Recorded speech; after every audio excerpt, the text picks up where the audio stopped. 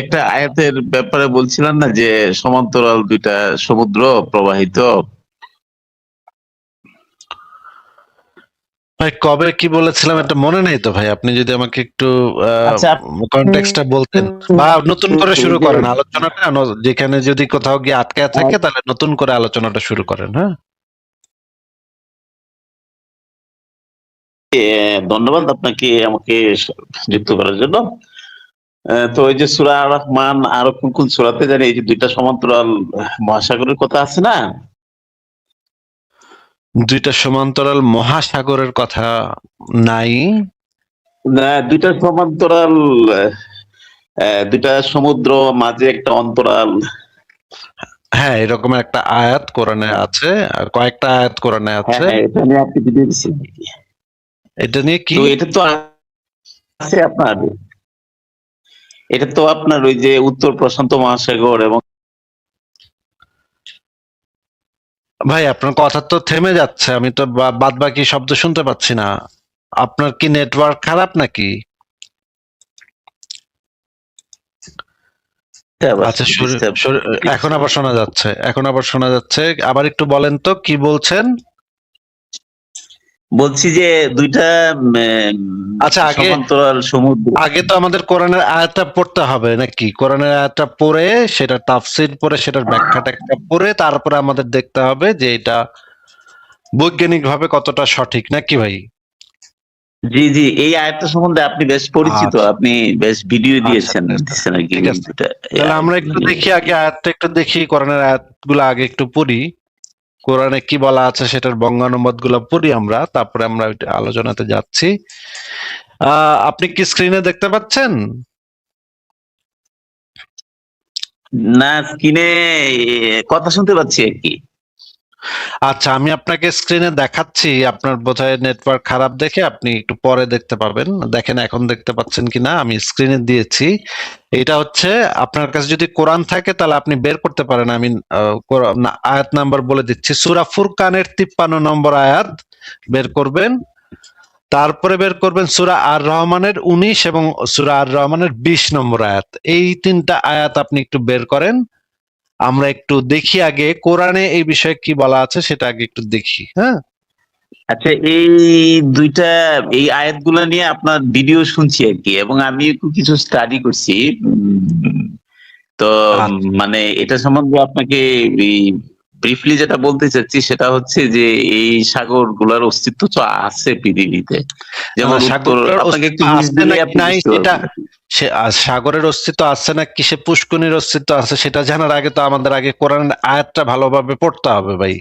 কোরআনের আয়াত পড়ার পরে আমাদের তাফসির পড়তে হবে, যে নবী মোহাম্মদ, তার সাহাবা একরাম, তাবেইনরা এই আয়াতগুলার তাফসির কি করছে সেটা আমাদের আগে দেখতে হবে। কারণ কোরআনের আয়াত ব্যাখ্যা করার ক্ষেত্রে নবী মোহাম্মদ এবং তার সাহাবা একরাম, তাবেইনগণ এবং যারা হচ্ছে তাফসির কারক, মুফাসসির, তাদের ব্যাখ্যাটাই গ্রহণযোগ্য। আপনার আমার ব্যাখ্যা এখানে গ্রহণযোগ্য না। আমি যদি এটার ব্যাখ্যা দেই যে এখানে পুষ্কনি বোঝানো হয়েছে, দুইটা পুষ্কনি, এই ব্যাখ্যা ভাই গ্রহণযোগ্য না। আপনি যদি ব্যাখ্যা দেন যে, আপনি যদি এখানে বসে ব্যাখ্যা দেন, আপনি যদি এখানে বসে ব্যাখ্যা দেন যে এখানে দুইটা মানে সমুদ্র বলতে মানে ইয়া পুষ্কনি আর ওই পুষ্কনি, দুইটা পুষ্কনিকে বোঝানো হয়েছে, এই ব্যাখ্যার কোনো মূল্য নাই ভাই ইসলামে। ইসলামে যেটার মূল্য আছে সেটা হচ্ছে কোরআনের আয়াতের, তারপর হচ্ছে গিয়ে হাদিসের, তারপর তাফসিরের। তো আপনাকে আমি স্ক্রিনে দেখাচ্ছি, আপনি একটু দেখেন তো এখন স্ক্রিনে দেখতে পাচ্ছেন কিনা।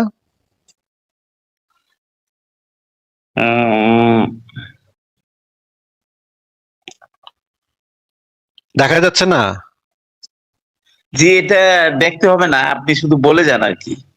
আচ্ছা, আমরা এই যে এই আয়াতটা বের করেছি, আমি সূরা ফুরকানের 53 নম্বর আয়াতে বের করেছি, যেখানে বাংলা অনুবাদে লেখা আছে, আলবায়ান ফাউন্ডেশনের অনুবাদে লেখা আছে, তিনি দুটো সাগরকে একসাথে প্রবাহিত করেছেন, একটি সুপেয় সুস্বাদু, অপরটি লবণাক্ত ক্ষার বিশিষ্ট। আচ্ছা, আপনার কথা যদি আমি সত্য ধরে নেই ভাই, পৃথিবীতে কোথায় আপনি সুপেয় সুস্বাদু পানির সমুদ্র পাইছেন ভাই? একটু কন্ত ভাই আল্লাহর রাস্তায়।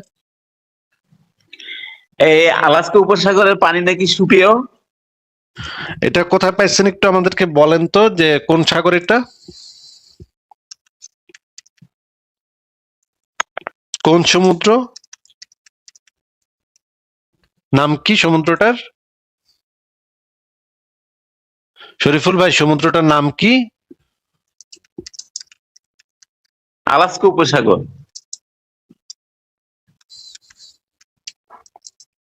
আচ্ছা, আমি তাহলে, আমি এটা জানি আলাস্কা না। উপসাগর এবং এবং উত্তর প্রশান্ত মহাসাগর, এই দুইটা সমুদ্র একসাথে মিলছে, কিন্তু দুইটার পানি দুই রকম আর কি, এই লবণাক্ত এবং মিঠা।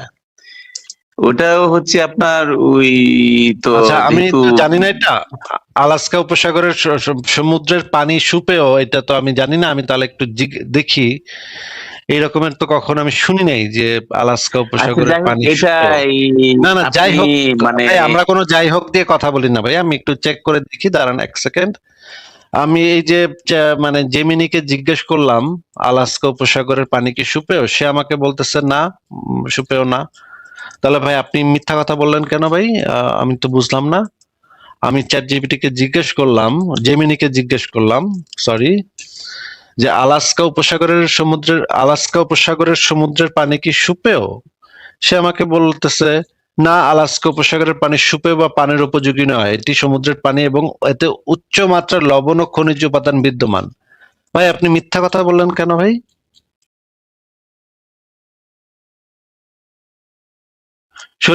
শরীফুল আলম ভাই, মিথ্যা কথা কেন বললেন?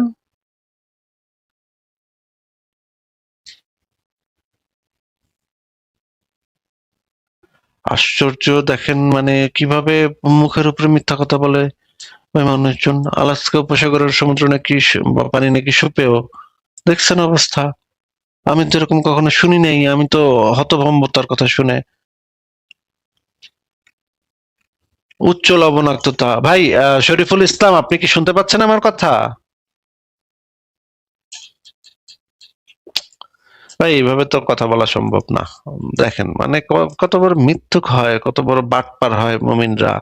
মানে তাদের ইয়াটাকে প্রমাণ করার জন্য একেবারে আইসা মিথ্যা কথা বলা শুরু করে দেয়। মানে কোনো লজ্জা শরমও নাই এদের, একদম গরাস করে মিথ্যা কথা বলা শুরু করে দেয়।